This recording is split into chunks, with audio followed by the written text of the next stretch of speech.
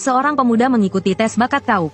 Tak disangka bakatku adalah kelas serabutan yang serba bisa. Aku langsung tersambar petir. Kelas serba bisa adalah kelas paling sampah di dunia ini. Guru menyuruhku untuk tidak putus asa, karena masih ada kesempatan untuk berganti kelas. Teman sekelasku mencemoohku, dan menyuruhku pulang untuk membenturkan kepala ke tahu sampai mati. Aku kebingungan di tengah hujan deras. Seberapa keras pun aku berusaha, bakat ini tidak akan memiliki masa depan. Terpikir adikku di rumah yang rela kerja keras sebagai buruh anak, demi membiayai kuliahku. Aku merasa bersalah padanya. Tiba-tiba, sebuah kotak biru muncul di samping mataku. Informasi sistem telah diaktifkan yang menyala di atasnya membuatku tercengang. Detik berikutnya, sistem otomatis terikat dengan sukses. Kelas ditetapkan sebagai pengelana tanpa kelas. Meskipun begitu, aku masih merasa sedih. Kuharap sistem ini bisa memberiku kejutan. Keesokan harinya, sistem memberiku misi harian. Setiap hari aku hanya perlu berlari dan melakukan 100 sit-up untuk menyelesaikan misi. Setiap kali menyelesaikan misi, aku akan mendapatkan poin atribut sebagai hadiah dari sistem. Poin atribut yang orang lain dapatkan dalam sebulan, bisa kudapatkan hanya dalam setengah hari. Poin atribut yang kudapatkan setiap hari, kualokasikan secara merata ke atributku. Semakin tinggi nilaiku dalam menyelesaikan misi, semakin besar hadiah yang kudapatkan. Kali ini, sistem memberiku target untuk mendapatkan peringkat pertama dalam ujian masuk perguruan tinggi. Jika aku bisa menyelesaikan misi dengan sempurna, aku juga akan mendapatkan hadiah misterius dari sistem. Beberapa hari kemudian, ujian dimulai. 3 gerbang batu berdiri tegak di tengah alun-alun sekolah. Setiap gerbang batu memiliki tingkat kesulitan yang berbeda. Semakin tinggi tingkat kesulitan, semakin banyak skor yang didapat. Yang paling sulit adalah ruang bawah tanah tingkat mimpi buruk. Guru berpesan agar kami memperhatikan keselamatan sebelum ujian. Setiap tahun, ada beberapa siswa yang tidak bisa keluar hidup-hidup dari ruang bawah tanah. Saat ini, ketiga gerbang batu telah terbuka, menandakan ujian telah dimulai. Melihat itu, guru tidak berkata banyak lagi. Setelah masuk, kalian bertindak sesuai situasi. Swos, sosok kami menghilang dari tengah alun-alun. Detik berikutnya, kami, para peserta ujian, telah memasuki ruang bawah tanah. Saat itu, seseorang yang jeli di tribun penonton, melihat ada seseorang yang sendirian menantang ruang bawah tanah tingkat mimpi buruk. Swos, sosokku langsung melompat turun. Hanya aku sendiri di seluruh ruang bawah tanah. Yang lebih membuat mereka heran adalah kelasku. Aku tidak memiliki senjata tetap. Di pinggang, punggung, dan tanganku, ada lebih dari 9 senjata. Seseorang di tribun penonton kembali mencemooh. Pengelana tanpa kelas berani menantang tingkat mimpi buruk. Guru menjadi panik. Kepala sekolah menatapnya dengan wajah muram. Guru mengira aku telah berganti kelas. Tapi ternyata aku masih pengelana tanpa kelas. Kepala sekolah berkata dengan tegas, "Beri aku penjelasan yang masuk akal." Dengan terpaksa, guru hanya bisa berkata, bakatnya sangat cocok untuk pengelana tanpa kelas. Dia seharusnya bisa mengatasi tingkat mimpi buruk. Di sisi lain, aku merasakan suasana suram dan menakutkan dari ruang bawah tanah tingkat mimpi buruk. Saat orang lain mencemoohku karena ketakutan dan tidak berani bergerak di dalam. Seorang pria botak di samping. Seseorang memegang bahunya dengan ekspresi ketakutan. Bayanganku melesat seperti cita, melintasi ruang bawah tanah. Melihat sekelompok goblin di depan, aku langsung menyerbu tanpa ragu.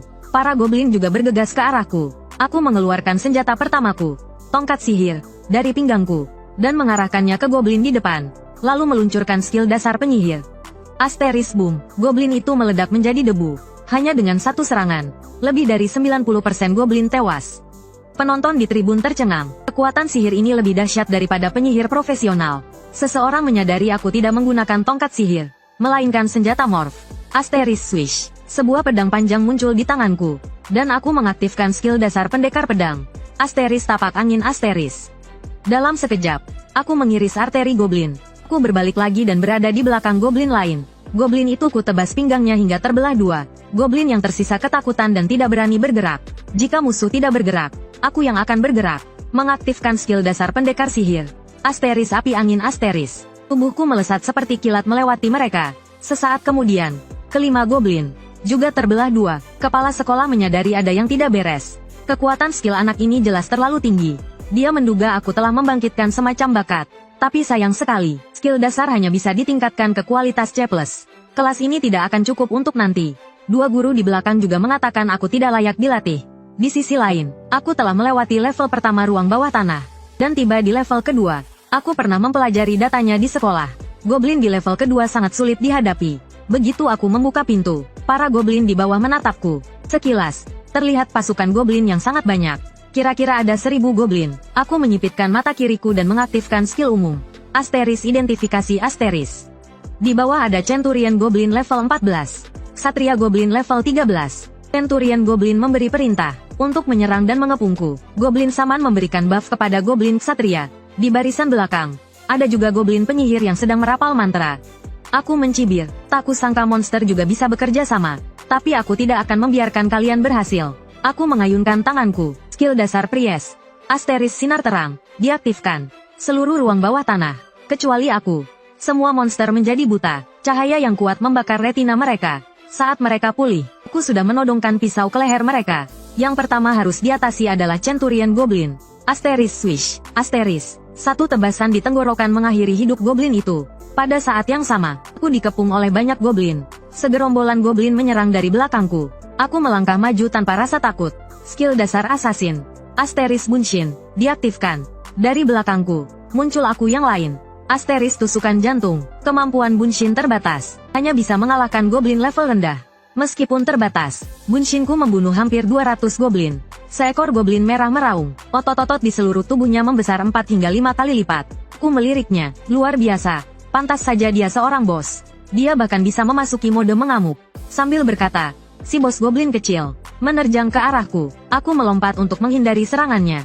Sekarang bukan waktu yang tepat untuk melawannya. Di udara, aku menggunakan skill persiapan pemanggilan, memanggil elemen air. Saat ini, penonton di luar sangat tidak puas, karena tayangan yang seharusnya menampilkan aku beralih ke yang lain. Sutradara bodoh, cepat ganti ke pengangguran. Siapa yang mau melihat pendekar pedang kelas roket itu? Sutradara juga tahu prinsip rating adalah raja, jadi dia segera mengganti tayangan kembali. Pria bertopeng berkata tentang tindakanku. Sempurna, seperti di buku teks. Jauh lebih profesional daripada assassin profesional. Assassin biasa. Jangan bicara tentang melampaui aku. Bahkan meniru tindakanku pun mereka tidak bisa. Di sini, tayangan pertarunganku kembali ke layar besar. Seseorang di atas panggung menunjuk.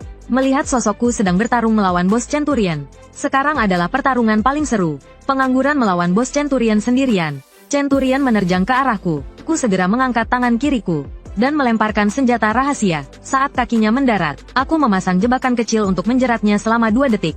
Kemudian, aku mengayunkan tongkat sihir dan melancarkan bola api. Namun, kedua serangan itu tidak menghentikan langkahnya. Saat tinjunya hendak mendarat, aku segera mundur belasan langkah. Centurion hanya mendengar suara klik, seolah menginjak semacam tombol. Detik berikutnya, terjadi ledakan di tempatnya berdiri. Aku tahu dia belum mati. Serangan seperti itu saja tidak cukup untuk membunuhnya. Centurion meraung, menunjukkan ketidakpuasannya. Dasar pengecut. Centurion mengangkat kakinya, mengumpulkan energi api di kakinya. Aku mengangkat tanganku, mencegahnya melancarkan skill terkuatnya. Injakan perang. Tiba-tiba, dari tanah muncul sulur-sulur hijau yang melilit Goblin itu. Kecepatan geraknya melambat. Kemudian, skill persiapan penyihir, peluru es, menghujani Centurion. Serangan demi serangan mendarat di tubuh Centurion. Ini belum berakhir. Aku berencana untuk menghabisi Centurion dalam sekali serang. 3 skill penyihir menyerang secara bersamaan, mengenai tubuhnya dengan tepat. Orang-orang di luar layar sangat terkejut melihatnya. Bos mini Nifma dikalahkan begitu saja. Semua orang kagum dengan kendaliku yang presisi atas skill penyihir. Skill elemen air dan elemen petir digabungkan. Centurion lumpuh. Dia masih terjerat oleh sulur. Kekalahan Centurion sudah pasti. Kepala sekolah juga sangat senang. Silakan guru duduk dan mengobrol dengannya. Di tribun penonton, ada penggemar wanita yang ingin berganti kelas menjadi pengangguran. Tetapi dipukul oleh gurunya. Fokuslah mengembangkan kelasmu sendiri. Jangan pikirkan yang lain. Yun Chen itu orang yang bisa kau pelajari, tetapi tidak bisa kau tiru. Setelah membersihkan monster-monster kecil, aku tiba di tahap terakhir. Selama aku menyelesaikan ini, agar adikku bisa hidup lebih baik, guru dan kepala sekolah memarahiku brengsek. Tanpa istirahat, aku langsung masuk. Goblin di dalamnya tidak hanya banyak, tetapi juga level menengah ke atas. Aku merasakan ada 315 goblin, 260 level menengah, 55 level tinggi. Tiba-tiba, goblin penyihir menyerangku. Aku menjentikkan jariku, membuat elemen air di belakangku menangkis serangan. Terdengar suara ledakan. Sihir pemanggilan elemen airku menghilang bersamaan dengan serangan itu. Selanjutnya, waktuku untuk bersinar. Klik, aku mengangkat senapan laras ganda di bahuku. Beberapa penonton berpikir, aku tidak bisa menguasai kelas penembak. Dor, aku langsung menembak kepala goblin dengan tepat. Penggemar wanitaku berdiri memberiku semangat. Orang yang tadi bicara menyadari dia berbicara terlalu cepat. Skill niat membunuh diaktifkan. Setiap lapisan meningkatkan niat membunuh. 2% kecepatan menembak dan bergerak. Beberapa tembakan berturut-turut membuat para goblin panik. Skill penembak jitu. Geser penembak jitu. Diaktifkan. Menghindari serangan sihir. Aku sampai di garis depan. Tiba-tiba berdiri dan menghadap sekelompok besar goblin. Aku menembak secara membabi buta. Dan ada banyak bola api di atasku. Terkena itu bukan lelucon. Aku menghentakkan kakiku, melompat ke langit dan berputar. Aku berputar sambil menembak. Semua goblin di bawah, tanpa terkecuali, terkena tembakan di kepala. 10 menit kemudian, hanya aku yang berdiri di level ini. Penampilanku ditayangkan di layar lebar. Semua orang mengagumi keahlianku menembak. Penggemar wanitaku bertambah banyak. Ada orang yang berteriak ingin memberiku anak. Guru memujiku. Tidak hanya berani tetapi juga cerdas. Saat ini, kedua pistol besi hitamku rusak. Aku terus maju. Aku melempar kedua senjata itu, meninggalkannya di sini selamanya. Kepala sekolah melihat aku hanya menggunakan senjata besi hitam, dan langsung melihat ke arah guru. Sebagai seorang guru, mengapa kau membiarkan muridmu menggunakan barang rongsokan untuk ujian masuk? Dia tahu keluargaku miskin dan kesulitan. Seandainya dia tahu, kepala sekolah akan memberiku 2 senjata bagus. Sekarang aku sampai di ruang terakhir. Jika aku melewati level ini, aku benar-benar nomor 1. Kepala sekolah berhenti bercanda. Bisakah dia mengalahkan bos terakhir dan menjadi juara provinsi? Tergantung pertarungan selanjutnya. Jika Yun Chen bisa menjadi juara provinsi, maka dia akan tercatat dalam sejarah. Tetapi jika dia gagal, itu karena gurunya tidak menyiapkan senjata terbaik, maka karir guru itu akan berakhir. Mendengar ini, guru itu berdoa berkali-kali dalam hati. Ayo semangat. Saat aku melangkah masuk ke ruang terakhir, layar lebar tiba-tiba berkedip, lalu menampilkan gambar seorang pria yang terbunuh. Dan bukan hanya satu orang, tetapi sudah ada belasan korban jiwa. Terlihat beberapa sinar cahaya muncul di lingkaran teleportasi. Banyak orang melarikan diri kembali dengan luka parah. Mereka terlalu fokus pada Yun Chen, dan mengabaikan bahaya ujian masuk perguruan tinggi kali ini. Kepala sekolah memerintahkan kru siaran untuk mengganti gambar. Saat ini, dibutuhkan seseorang untuk membangkitkan semangat. Aku pun sedikit ragu. Monster kali ini terlalu kuat. Ditambah dengan energi yang sudah kukeluarkan sebelumnya, aku mungkin akan kesulitan. Sampai di tempat terdalam, bos, Raja Gore berkata, aku sudah lama menunggumu di sini, penantang. Raja Gore berdiri dengan cepat. Hanya dengan berdiri saja, aura yang dipancarkannya membuatku terkejut. Aku diam-diam menggenggam tombakku. Detik berikutnya, aku melepaskan auraku dan berkata pada Raja Gore, kau hanya punya waktu 20 detik untuk hidup. Guru berkata dengan lantang. Dia langsung mengaktifkan teknik ledakan darah. Ini terlalu berisiko. Bahkan kepala sekolah pun marah besar setelah melihatnya, dan menyuruh guru untuk mengambil obat penurun tekanan darah. Aku menggunakan tusukan sekejap, langsung menuju jangkauan serangan Raja Gore. Raja Gore berkata, kecepatanmu lumayan, tapi masih terlalu lemah. Dalam sekejap mata, Raja Gore mengayunkan kapaknya ke arahku. Dengan satu tebasan, tubuhku terbelah 2. Semua orang merasa sayang. Kakak Yun dikalahkan hanya dalam satu serangan. Sayang sekali, hanya kepala sekolah yang menyadari rencanaku. Yang tertebas tadi adalah klonku. Sedangkan aku yang asli sudah berada di belakangnya. Shoot, tombakku menusuk tubuhnya. Sret, aku meluncur turun dari tulang punggungnya. Raja Gore menoleh dan berkata, manusia licik. Tapi begitu dia selesai bicara, serangan sihirku sudah datang. Keahlian dasar penyihir. Cahaya terang. Kuarahkan ke matanya. Saat Raja Gore dibutakan oleh cahaya, keahlian tombakku yang sudah kulatih selama 2,5 tahun kutajamkan. Habisi selagi lemah. Tiba-tiba aku melotot. Merasa ada yang tidak beres. Karena serangan licikku, Raja Gore masuk ke mode mengamuk lebih awal. Celang, tombakku patah saat menyentuh tubuhnya. Serangan Raja Gore sudah ada di depanku.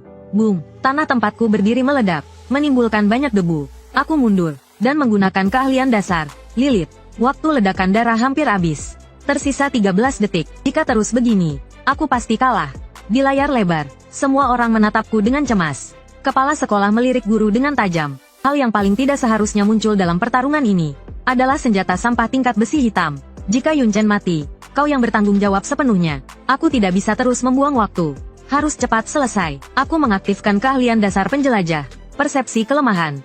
Tapi saat kupandangi, dia sama sekali tidak punya titik lemah. Raja Golem menebas dengan kapaknya, tapi aku menghindar dengan cepat. Dia melancarkan serangan beruntun, tapi semuanya kuhindari dengan sempurna. Aku mundur selangkah untuk menjaga jarak. Aku harus menjaga jarak dengannya. Tiba-tiba dia menghentakkan kakinya. Boom, tanah di sekitarnya runtuh. Aku merasa ada yang tidak beres. Tidak hanya keseimbanganku goyah, aku juga harus menangkis serangan Raja Golem. Duak, aku dibanting ke dinding olehnya. Ledakan darah hanya tersisa 9 detik.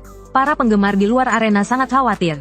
Kepala sekolah masih menyalahkan guru, karena tidak memberiku senjata yang lebih baik. Saat tersandar di dinding, aku teringat adikku. Jika aku mati, tidak ada yang akan menjaganya. Saat serangan Raja Golem akan mendarat, aku mulai bergerak. Keahlian druid prasyarat diaktifkan. sulur berduri muncul dari tanah. Saat Raja Golem menyerang sulur, aku melihat luka di punggung Raja Golem. Ledakan darah tersisa 3 detik. Aku muncul di belakangnya. Saat Raja Golem berbalik, sulurku bergerak. Sulur mengikat Raja Golem, membuatnya tak bisa bergerak. Semua penonton bersorak untukku. Boom! Api menghantam Raja Golem. Raja Golem tersenyum. Serangan seperti itu tidak cukup untuk membunuhnya. Ledakan darah berakhir. Aku melihat ke tanah di belakangnya. Ada tombak tertancap di sana. Sret! Tubuh Raja Golem tertusuk tombak. Aku senang. Akhirnya aku mengalahkan Raja Golem. Tanganku gemetar karena kelelahan. Suara sistem ujian masuk terdengar. Selamat, Yun Chen. Kamu telah menyelesaikan Dunggeon tingkat mimpi buruk. Dalam waktu 14 menit 47 detik, pencapaianmu telah tercatat. Raja Golem menjatuhkan banyak harta. Levelku naik dari 10 menjadi 13. Gelar juara ujian sudah pasti kudapatkan. 3 harta itu adalah sihir cepat, aura serangan kuat, dan kegigihan diri. Aku segera menyerap bakat sihir cepat. 3 rumput hijau muncul di dahiku.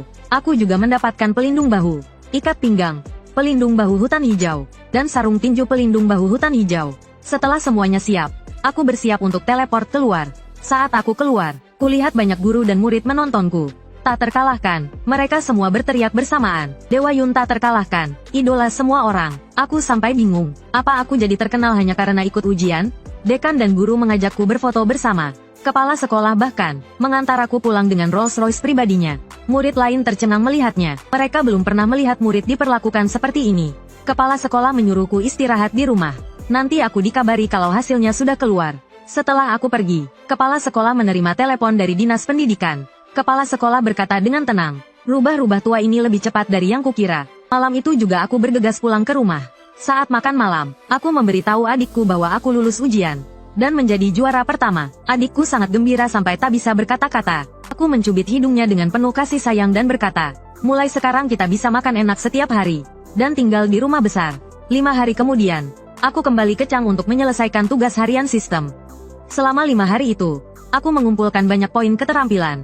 Saat aku pulang, adikku langsung memelukku. Ia masih larut dalam kegembiraan atas keberhasilanku menjadi juara ujian. Ia berkata, kepala sekolah meneleponmu terus-menerus. Aku segera menelepon kepala sekolah.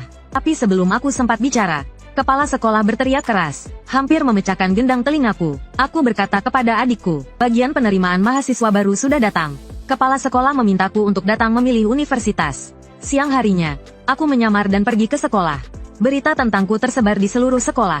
Saat aku sampai di depan ruang kepala sekolah, aku mendengar suara pertengkaran di dalam. Salah satu dari mereka berkata agar Hui Chen segera memilih jurusan, atau dia tidak akan bisa masuk ke universitas kami. Wajah kepala sekolah menjadi gelap. Apa maksud Universitas Qingda? Apakah kalian datang untuk merendahkan juara kota kami? Perwakilan Universitas Qingda meminta kepala sekolah untuk tenang. Tempat kecil ini tidak pantas membuat Anda marah. Ia juga mengatakan bahwa aku bisa menjadi juara ujian. Pasti karena menggunakan cara-cara curang. Hal ini membuat kepala sekolah memaki-maki. Kalau kau bicara sembarangan lagi, aku akan merobek mulutmu. Seorang wanita lain mengeluarkan auranya. Akademi Dongyun adalah bagian dari Jiangnan. Qingda sangat memaksa. Apakah kalian pikir Jiangnan tidak punya orang hebat? Perwakilan Qingda membalas. Kalau berani, tunjukkan padaku berapa banyak orang hebat yang dimiliki Jiangnan. Kepala sekolah berteriak, cukup. Kalian datang untuk merekrut mahasiswa atau berkelahi? Perwakilan Qingda mengatakan bahwa mereka tentu saja datang untuk merekrut mahasiswa. Tetapi Qingda meragukan juara provinsi kali ini. Karena ada banyak kecurangan. Asteris brak. Asteris. Aku mendobrak pintu. Setelah menguping begitu lama, aku akhirnya tidak tahan lagi. Jadi, menurut senior Qingda, kau ingin bertanding denganku? Kepala sekolah melihatku masuk, dan ingin memperkenalkan semua orang yang hadir. Aku bilang tidak perlu. Aku sudah mendengar semuanya di pintu. Lalu aku berjalan ke arah perwakilan Qingda. Karena kau sangat meragukan kemampuanku. Bagaimana kalau kau mencobanya sendiri? Sebagai juara yang curang, aku menantangmu. Jika dalam 5 gerakan aku tidak bisa mengalahkanmu, aku kalah. Kepala sekolah menasihatiku untuk tidak gegabah. Dia sudah belajar selama setahun. Entah berapa banyak keterampilan yang sudah dipelajarinya. Perwakilan Qingda mengira dia diuntungkan. Ia langsung menyetujuinya. Kepala sekolah gemetar karena marah. Dengan perbedaan 6 level, kau tidak akan bisa menang. Siang harinya, sekelompok orang datang ke arena sekolah. Guru Universitas Qingda membuka suara. Meskipun dianggap menang jika tidak kalah dalam 5 gerakan, tetap saja terasa kurang memuaskan. Siswa Qingda menyatakan bahwa dirinya bisa mengalahkanku dalam 3 gerakan saja. Aku menyuruhnya untuk berhenti banyak bicara, dan segera mulai jika ingin bertarung. Dengan cepat, dia mulai merapalkan mantra. Kekuatan elemen api berkumpul di tongkat sihirnya. Namun, saat dia mengangkat kepalanya, dia mendapati bola apiku sudah lebih dulu mendatanginya. Mau tak mau, dia mengubah sihirnya dan menggunakan perisai sihir untuk bertahan. Saat dia mendongak, dia melihat 6 bola api lagi terbang ke arahnya. Duar, bola api besar langsung melahap tubuhnya. Aku menatapnya dengan dingin, tanpa kemampuan. Untuk apa menyombongkan diri? Saat ini, siswa Kingda itu sudah menjadi arang. Aku menginjak punggungnya dengan keras. Hanya seorang siswa Kingda berani lancang di hadapanku. Sang guru sampai melongo kaget. Yun Chen benar-benar bisa melancarkan bola api instan. Total waktunya kurang dari 2 detik. Dekan juga merasa tak percaya. Ini pertama kalinya dia melihat tanpa jeda seperti itu. Beberapa guru menduga mungkin bakatnya telah berevolusi. Kepala penerimaan siswa melotot. Dia menyadari keahlianku bisa berevolusi. Ditambah dengan kemampuan bertarung yang luar biasa. Aku benar-benar jenius yang sempurna. Saat ini, semua orang mengerubungiku. Dan ingin membujukku untuk bergabung dengan universitas mereka. Soal sumber daya, semuanya bisa dibicarakan. Guru Kingda mendengus dingin. Apa hebatnya, dia tetap saja seorang pemain serba bisa yang biasa saja. Nantinya tidak akan ada perkembangan di masa depan. Lalu dia juga menasihati beberapa guru untuk tidak tertipu oleh anak kecil ini. Tetapi guru-guru lain tidak menghiraukannya. Mereka berkata, itu masih lebih baik daripada siswa elit Kingda kalian. Kata-kata itu membuat sang guru kesal dan langsung pergi. Dia tidak peduli dengan siswanya yang merintih kesakitan di tanah. Aku merasa pusing menghadapi celotehan para guru. Sebenarnya aku ingin menolak semuanya. Saat itu, guru wanita itu melambaikan tangannya dan mengajakku bergabung dengan Universitas Jiangnan mereka. Wanita itu berjanji padaku, selama aku tidak gugur di tengah jalan dan mempertahankan prestasi yang unggul, aku bisa meminta apa saja. Mereka juga akan membuatkanku senjata payung 1000 mesin yang cocok untuk pemain serba bisa. Hal ini membuat guru-guru yang hadir terkejut. Kali ini, Universitas Jiangnan benar-benar serius. Sepertinya anak kecil bernama Yun Chen ini akan menjadi luar biasa. Mataku melotot. Yang paling kubutuhkan saat ini adalah senjata untuk pemain serba bisa. Aku tidak ragu lagi. Aku memilih Universitas Jiangnan. Sebenarnya ada satu alasan lagi. Universitas Jiangnan ini sangat dekat dengan sekolah. Setelah penerimaan siswa selesai, aku pergi ke taman belakang sekolah. Aku mengaktifkan keahlian kilat dewa. Seketika menghilang dari tempatku berdiri. Dengan sentuhan ringan di ujung kaki, aku sudah berdiri di tengah gazebo sekolah. Beberapa kali aku mengaktifkan keahlian kilat dewa dengan cepat. Berteleportasi terus-menerus di udara. Hanya dalam 30 detik, aku sudah terengah-engah beristirahat di atas pohon. Saat membuka ponsel, aku melihat sekolah dan dinas pendidikan mengirimkan hadiah uang 7 juta. Kupikir aku harus pulang dulu menjenguk adikku. Sekejap, bayanganku menghilang dari tempat itu. Sesampainya di rumah, Universitas Jiangnan sudah mengirimkan senjata untuk pekerjaan penyendiri. Mereka juga menekankan satu hal, agar aku bisa segera menggunakan senjata itu. Sore itu juga aku pergi ke gudang untuk mengambilnya. Aku mengerti maksud mereka, yaitu mereka sangat memperhatikanku. Aku melihat senjata di dalam kotak. Tombak panjang ini bernama pemecah barisan. Sejenis senjata payung multibentuk. Seluruh senjata ini bisa memberikan 3 bentuk, dan daya tembusnya bisa meningkat 35%. Senjata yang sangat bagus. Aku sangat puas dengan senjata ini. Akhirnya aku tidak perlu lagi membawa banyak senjata. Selain itu, orang-orang dari Universitas Jiangnan juga mengirimkan banyak buku keterampilan dasar untuk berbagai pekerjaan. Ini membuat mataku berbinar. Keterampilan ini bagiku sangat berharga. Terakhir, orang itu juga mengirimkan kunci villa dan mobil hadiah dari universitas. Ini adalah perlakuan khusus yang hanya diberikan kepada juara provinsi. Ketika adikku melihat villa ini, dia tidak bisa mempercayai matanya. Aku memintanya untuk tidak terlalu bersemangat. Ini akan menjadi rumah kita mulai sekarang. Saat itu, aku sudah mulai membayangkan kehidupan di Universitas Jiangnan. Hari-hari berikutnya, aku mempelajari keterampilan dasar pekerjaanku dan menyelesaikan tugas harian sistem. Akhirnya, aku membawa adikku bermain ke berbagai taman hiburan. Ini juga semacam perpisahan terakhir. Pada hari terakhir, orang-orang dari Universitas Jiangnan datang menjemputku. Adikku menangis karena tidak rela berpisah denganku. Aku memintanya untuk menjaga diri baik-baik di rumah. Aku meninggalkan uang 5 juta untuk biaya hidup adikku. Jika habis, beritahu aku. Lalu aku berbalik dan tersenyum, bersiap berangkat ke Universitas Jiangnan. Sesampainya di kota Tianan, Provinsi Jiangnan, gerbang Universitas Jiangnan membuatku tercengang untuk beberapa saat. Aku melihat sekeliling, mencari teman sekelas yang hebat sebagai panutan. Saat itu, petugas penerima berkata kepadaku, berikan dia resume mahasiswa baru. Tanpa ragu, aku langsung memberikan resumeku kepadanya. Dia terkejut melihat resumeku. Jadi, kaulah Yun Chen dari kota Dongyun. Begitu petugas penerima itu bersuara, aku langsung menjadi pusat perhatian ratusan pasang mata. Ini membuatku bingung. Sepertinya semua orang memperhatikan diriku. Petugas penerima menyuruhku untuk mengikutinya. Dia akan bertanggung jawab penuh atas proses penerimaanku. Ini membuat banyak orang merasa tidak puas. Inilah perlakuan untuk peringkat pertama. Dalam perjalanan ke asrama, aku memintanya untuk menceritakan tentang akademi ini, sekaligus mencari tahu lebih awal tentang tempat ini. Sekolah ini terbagi menjadi 5 fakultas. Yang terkuat adalah Fakultas Perang. Aku menyambung perkataannya. Aku pernah mendengar tentang 3 fakultas lainnya, tapi yang paling ingin ku masuki adalah Fakultas Perang. Petugas penerima memberiku tatapan mengerti. 80% dari semua siswa baru di sini ingin masuk ke Fakultas Perang, tapi masuk ke sana cukup sulit. Setelah mengobrol beberapa menit, kami berdua tiba di asramaku. Saat melihat asramaku adalah sebuah villa besar, aku terkejut. Petugas penerima tertawa melihat ekspresi terkejutku. Inilah fasilitas istimewa untuk juara provinsi, yang tak bisa dibandingkan dengan orang lain. Aku sedikit malu, jika rumah sebesar ini hanya ditinggali sendiri, mungkin akan bosan setelah beberapa tahun. Kemudian petugas penerima menjelaskan kepadaku, bahwa aku hanya memiliki hak tinggal selama 2 bulan. Jika ada orang di sekolah yang melampauiku, maka aku harus mengosongkan tempat ini. Aku mengerti banyak orang yang mengincarku, termasuk beberapa anak berbakat. Saat itu, mataku memancarkan cahaya biru. Sistem memicu sebuah misi, mempertahankan peringkat pertama di kompetisi siswa baru, akan mendapatkan hadiah tingkat S. Ini membuatku senang, tidak peduli siapa jenius atau anak berbakat itu. Jika tidak suka denganku, silakan maju. Aku, Yun Chen, akan menerima semuanya. Keesokan harinya, di upacara penerimaan siswa baru, semua siswa bersiap. Aku hanya berdiri di sini, dan sudah menarik banyak ketidakpuasan. Ye Anfu dari Fakultas Perang tertawa melihatnya. Sepertinya anak-anak kecil ini bersemangat ya. Xia Qingcheng dari Fakultas Senjata melangkah maju. Itu karena tahun ini datang orang yang luar biasa. Yun Chen, orang itu, aku yang akan mendapatkannya. Ini membuat Ye Anfu terkejut. Kau anggap aku orang tua ini pajangan? Aku juga menginginkan Yun Chen. Lalu, tanpa basa-basi lagi dengan Ye Anfu, ia menghentakkan tongkatnya. Detik berikutnya, sosoknya langsung muncul di depan kami. Ini membuat semua orang terkejut. Fakultas Perang ini benar-benar penuh dengan orang-orang hebat. Aku menatapnya dengan dingin. Aku pernah mendengar tentang Ye Anfu ini. Orang terkuat di fakultas, bahkan di seluruh Jiangnan. Ye Anfu tidak banyak bicara.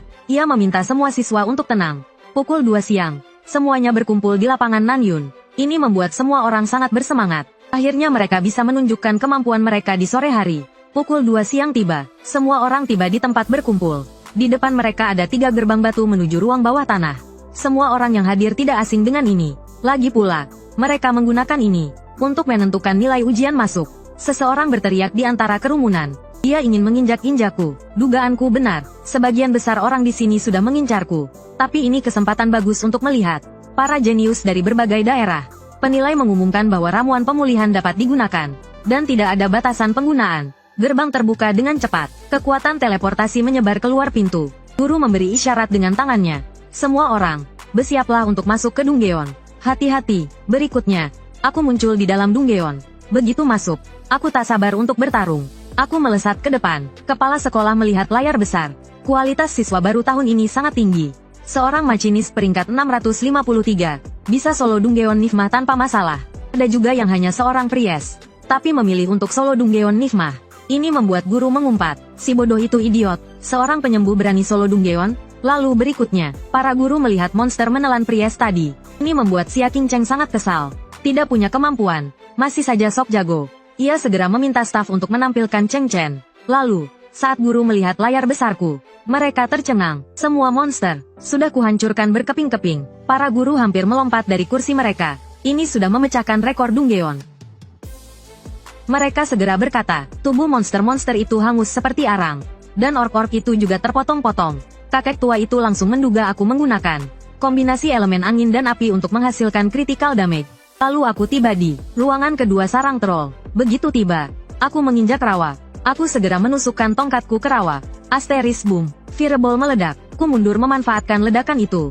Area ini penuh rawa dan medannya rumit. Untuk melewatinya, aku harus meningkatkan inderaku. Seketika, mataku memancarkan cahaya biru. Ini adalah efek awal skill persepsiku. Skill druid diaktifkan. Kedekatan dengan alam. Aku bisa merasakan segala sesuatu di sekitar. Asteris Swash. Aku melesat ke depan. Aku meletakkan tanganku di batang pohon. Memahami medan melalui pohon. Berikutnya, aku merasakan pandanganku meluas. Bunga, rumput, pohon, batu, sungai, semuanya menjadi mata dan telingaku. Aku melesat cepat, menuju ke tempat terdalam, mencari pintu masuk ruangan ketiga. Asteris swos, swos. Aku menggunakan blink berturut-turut. Di dalam hutan. Asteris swos. Aku meluncurkan sulur. Tanaman merambat melilit batang pohon. Aku melihat rawa di bawah dan terkejut. Jika aku jatuh ke rawa, aku tamat.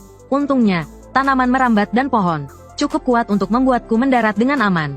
Saat aku menuju pintu masuk ruangan ketiga, seekor monster mengincarku. Berikutnya, monster itu melompat turun dan mengayunkan senjatanya ke arahku. Tepat saat ia hampir mencapaiku, senjataku tiba-tiba meledak dengan kekuatan bola api. Boom! Bola api itu langsung melahap monster tersebut. Aku memutar bola mataku. Monster kecil ini benar-benar mencoba menyergapku. Benar-benar tidak tahu malu. Aku menoleh. Jika level ini hanya seperti ini, aku mungkin bisa melewatinya dengan mudah. Karena di level ini, aku seperti memiliki penglihatan tembus pandang. Aku bisa melihat semua monster di pohon dengan jelas. Aku mengayunkan tongkatku ke bawah. Mengaktifkan skill pertumbuhan druid. Detik berikutnya, sulur-sulur tanaman tumbuh dengan cepat. Dan mengikat semua monster di pohon. Akhirnya, energi kehidupan mereka semuanya terserap habis. Beberapa guru mengagumi kemampuanku yang luar biasa. Mereka bahkan tidak menyadari bahwa aku hanya menggunakan skill dasar. Kepala sekolah berkata, level kedua ini menguji kepekaan terhadap lingkungan. Jika persepsi seseorang lemah, maka ia hanya mencari kematian. Sebenarnya, setiap orang memiliki cara yang berbeda untuk meningkatkan persepsi mereka. Hui Chen hanya menggunakan keahlian terbaiknya. Di medan perang lain, beberapa siswa berbakat sedang menerobos formasi musuh. Saat itu, aku tiba di pintu gerbang ketiga. Di depan pintu ini, berdiri monster yang sedang tertidur. Monster itu terbangun dari tidurnya, karena ia merasa ada hawa panas di bawahnya. Tiba-tiba, matanya membelalak, dan ia merasa merinding, karena aku telah memanggil bola api besar dan siap untuk menghancurkannya. Sebelum ia sempat bereaksi, bola api besar itu langsung menghantamnya, mengirimnya kembali ke sarangnya. Detik berikutnya, pintu gerbang itu didobrak. Di atas para monster, duduk seorang monster tingkat bos. Monster itu segera memohon ampun. Seseorang telah menyerangnya saat ia sedang tidur. Itulah sebabnya pintu gerbang didobrak. Raja bos hanya berkata, "Ku berikan kau satu kesempatan untuk membunuhnya.